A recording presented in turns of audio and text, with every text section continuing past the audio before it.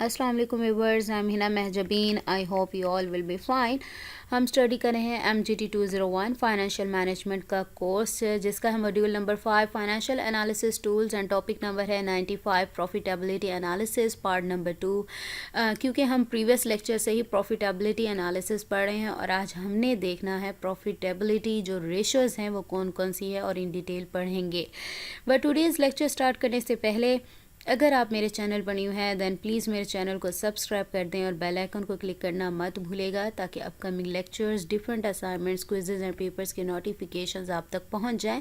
Like भी कीजिएगा, share भी कीजिएगा। ओके जी, let's start from today's lecture that is about profitability ratios. Because हम प्रीवियस लेक्चर में ही प्रॉफिट एंड प्रॉफिटेबिलिटी में डिफरेंस पढ़ चुके हैं। प्रॉफिटेबिलिटी होती क्या है और किस तरह से ये इंपॉर्टेंट है और किस किस वे में है, ये किसके लिए कंसर्न ज़्यादा है किसका।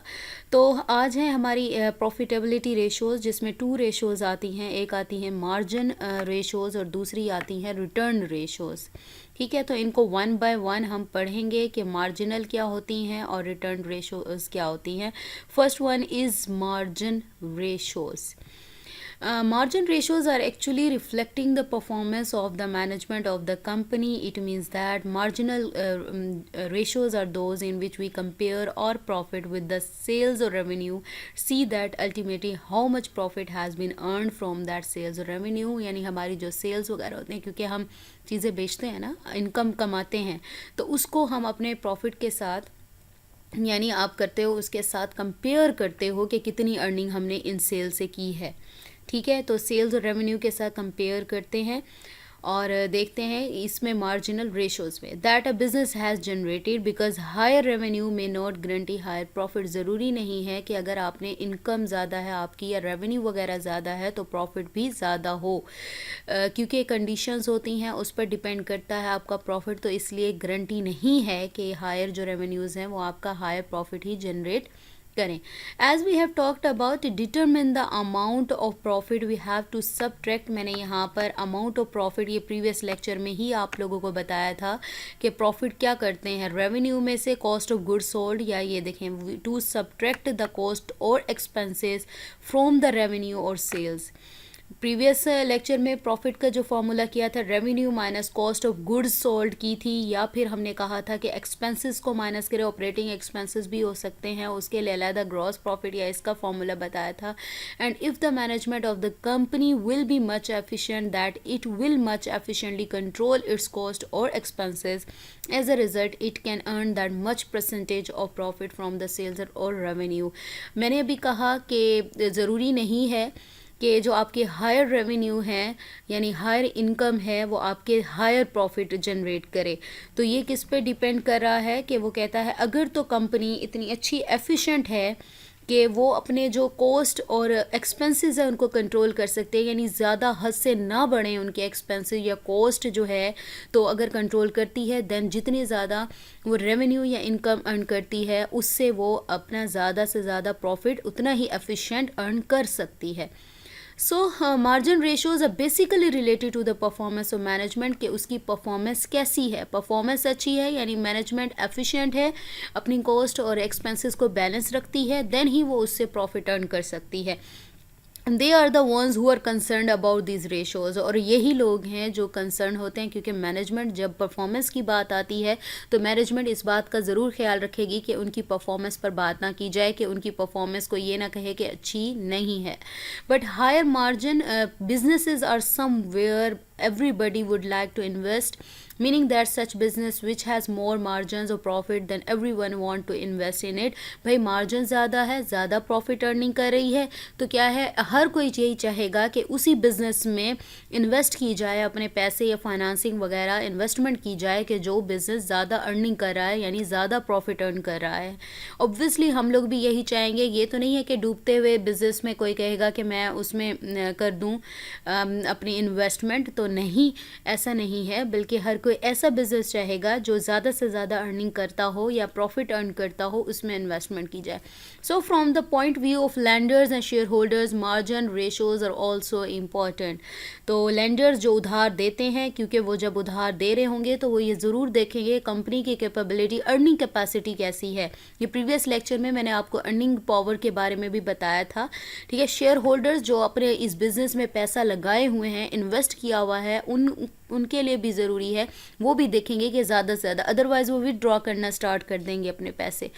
सम margin ratios are gross profit margin, net profit margin, EBIT जिसे DA, EBIT DA मार्जिन. तो ये रेशोज़ हैं और वन बाय वन हम इनके जो फॉर्मूलाज हैं उन्हें देखते हैं. और नेक्स्ट जो हमारा लेक्चर होगा उसमें इन फार्मूलाज को कुछ एग्जांपल्स में अप्लाई करके देखेंगे. First one is gross profit margin. Previous lecture में जैसे हमने ग्रॉस प्रॉफिट का किया था, रेवेन्यू में से कॉस्ट ऑफ गुड्स सोल्ड निकालनी थी. We know that gross profit is the difference, मैंने यहाँ पर किया gross profit is the difference of sales और revenue and cost of sales, इसका डिफरेंस है. ये प्रीवियस लेक्चर में हम जो प्रॉफिट है, ग्रॉस प्रॉफिट है, उसका फॉर्मूला कर चुके हैं. Meaning that when figure of cost of sales और cost of goods are subtracted from the figure of revenue और सेल्स, यानी रेवेन्यू और सेल्स लिख सकते हो. यहाँ पर रेवेन्यू है आपका, जो भी सेल है उसमें से जब माइनस करते हो आप कॉस्ट ऑफ गुड्स सोल्ड या फिर कॉस्ट ऑफ सेल्स को, तो आपके पास ग्रॉस प्रॉफिट आता है. और जब आप ग्रॉस प्रॉफिट को सेल्स से डिवाइड करते हो तो आपके पास ग्रॉस प्रॉफिट मार्जिन आता है. ठीक है, तो आप ग्रॉस प्रॉफिट मार्जिन को इस तरह से फाइंड कर सकते हो. पहले आपको या तो आपके पास ग्रॉस प्रॉफिट की वैल्यू गिवन होगी, अगर वैल्यू गिवन नहीं है, जस्ट आपके पास रेवेन्यू और cost of goods sold given है, देन पहले आप ग्रॉस प्रॉफिट का फॉर्मूला लगाकर ये फाइंड करोगे, आंसर आ जाएगा, देन उसको सेल से डिवाइड करोगे. ठीक है, तो ये आपके MCQs में भी आ सकता है, आपके पेपर्स में भी आ सकता है. Next is net profit margin. When we subtract, यहाँ पर था, मैंने जब प्रॉफिट नेट प्रॉफिट की बात की थी प्रीवियस लेक्चर में, मैंने यहाँ पर जो येलो कलर से हाईलाइट किया है, प्रीवियस लेक्चर से जो फार्मूलाज मैंने आपको करवाए थे वो हैं. वी सब्ट्रैक्ट ऑपरेटिंग एक्सपेंसेस को जब आप माइनस करते हो फ्रॉम रेवेन्यू और या ग्रॉस प्रॉफिट कह दो.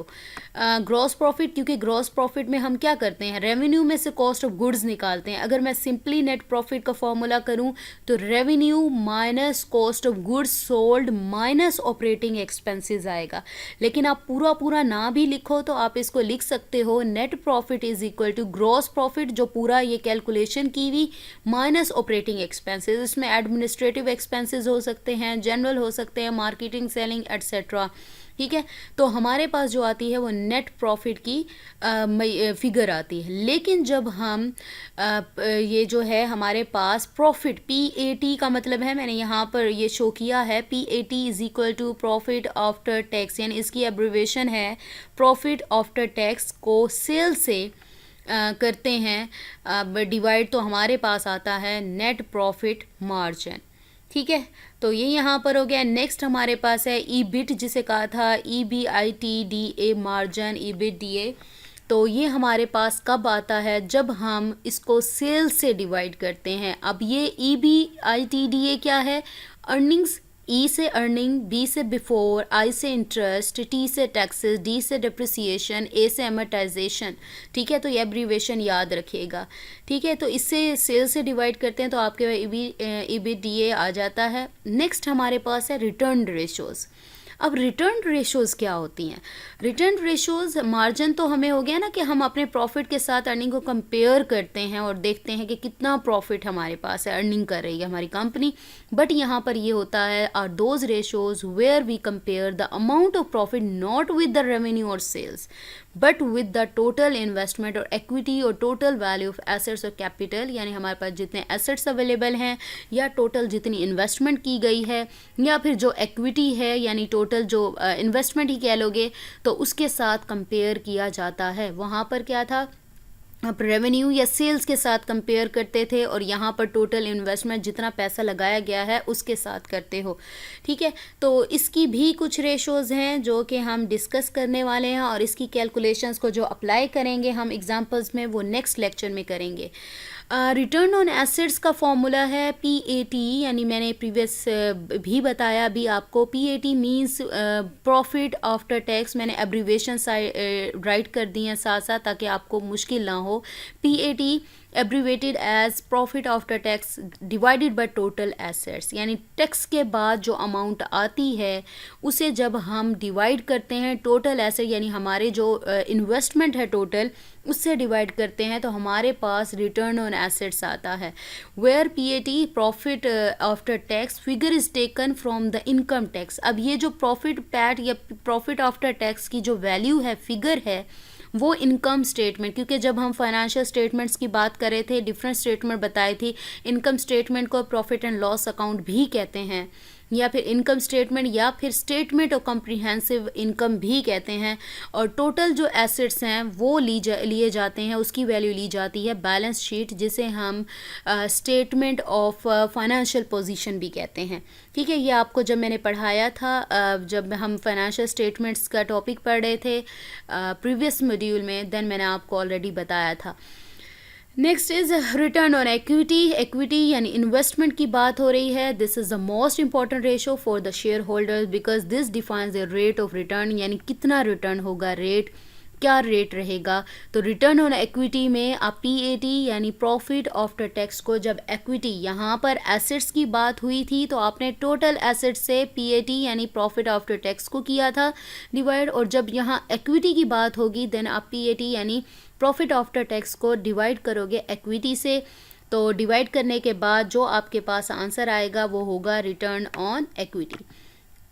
तो यहाँ पर मेरे पास नेक्स्ट जो है वो रिटर्न ऑन कैपिटल एम्प्लॉयड, क्योंकि टोटल इन्वेस्टमेंट की भी बात की थी जब मैं रिटर्न रेशोज़ की बात कर रही थी कि टोटल इन्वेस्टमेंट या वैल्यू ऑफ, यहाँ जब मैंने डेफिनेशन बताई आपको किसके साथ कंपेयर करते हैं, टोटल इन्वेस्टमेंट या इक्विटी, यानी मैंने इक्विटी का भी बता दिया return on equity. Total assets का कहा था मैंने, यहाँ पर टोटल एसेट्स को भी कंपेयर कर लिया, टोटल इन्वेस्टमेंट भी वही बात होगी, और फिर बात की थी टोटल कैपिटल, जितनी इन्वेस्टमेंट आपके बिजनेस में मौजूद है। तो यहाँ पर देखते हैं, if we compare this ratio with the first one return on assets, here we do not take the profit after tax. अच्छा, यहाँ पर अगर मैं पहले के साथ करूँ, PAT ले रही हूँ मैंने ऊपर भी PAT लिया यानी प्रॉफिट आफ्टर टैक्स लिया, बट यहाँ पर मैं प्रॉफिट बिफोर टैक्स लूँगी and we also add it in the amount of interest.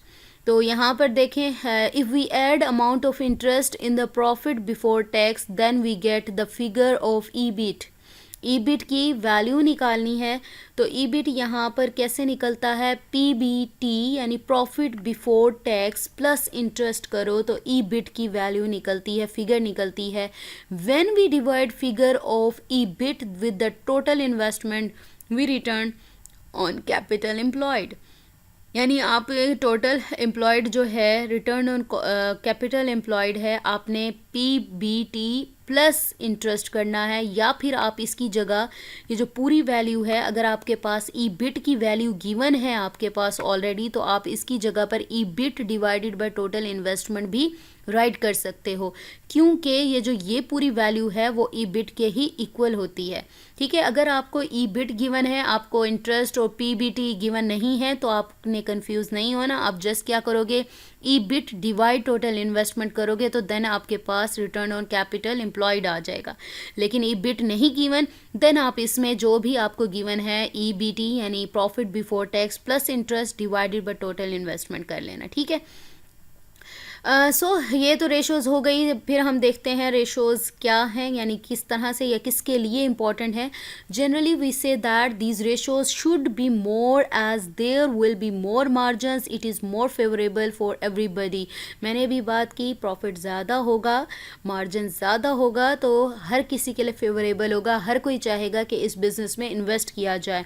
Similarly higher the returns better it is, यानी रिटर्न्स ज़्यादा होंगे बेटर होगा ये. So as all these ratios will be high then it is more better for the business organisation and stakeholders, but these ratios can not go beyond the certain level of because of the cost, यानी cost या expenses ना बढ़ जाएं.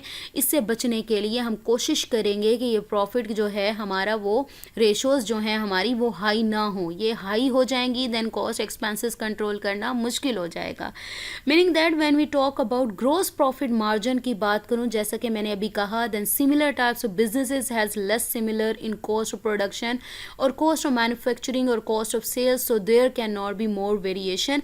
यानी अगर same type के भी businesses हैं तो उनकी जो काम करने का ये कॉस्ट है जो प्रोडक्शन की या मैन्युफैक्चरिंग कॉस्ट या सेल्स की जो कॉस्ट वगैरह है वो एक जैसी नहीं होती तकरीबन. ठीक है, कम ही एक जैसी होती है, तो वेरिएशंस नहीं हो सकती, यानी चेंजेस नहीं हो सकती. But the cost where we can which can be saved और cut is an operational cost है. So the margins are higher in those businesses which are able to cut their operating cost. यानी वहाँ पर ये high होना चाहिए जहाँ पर वो अपने एक्सपेंसेस वगैरह को कंट्रोल कर सकते हैं. मैनेजमेंट कंट्रोल कर सकती है कि उनको पता है वो कंट्रोल कर लेंगे, उनकी जो कॉस्ट हैं या ऑपरेशनल कॉस्ट वगैरह है या एक्सपेंसेस हैं वो बढ़ेंगे नहीं, तो वो क्या है ये जो मार्जिनल कॉस्ट रेशोज़ हैं उसको यूज़ करती है. And similarly when we talk about the return ratios, we also have to make them as high as possible because higher profitability ratios are better. जितने ज़्यादा रिटर्न मिलेगा, रिटर्न रेशोज़ की value ज़्यादा होगी, उतना ही ज़्यादा प्रेफरेबल या फिर फेवरेबल समझा जाएगा. ठीक है, तो ये हमारे पास बेंच मार्किंग यानी स्टैंडर्ड अगर कोई सेट करना हो कि कितनी रेशो हो तो जो अच्छी समझी जाती है. And benchmarking is done with reference to the industry where your businesses are run operating and also comparing it with the past results. यानी आप पास्ट रिजल्ट से कंपेयर करके देख सकते हो अपने बिजनेस को, या फिर जिस इंडस्ट्री में आपका बिजनेस वर्क कर रहा है उसके साथ जो भी कंपनीज़ या बिजनेसेस हैं उनके साथ कंपेयर करके देख सकते हो कि आपकी जो कंपनी या बिजनेस है उसकी परफॉर्मेंस कैसी जा रही है और इसे इम्प्रूव कर सकते हो. So we have completed our today's lecture. मुझे अपनी दुआओं में याद रखिएगा, अपना ख्याल रखिएगा. Take care. अल्लाह हाफिज़.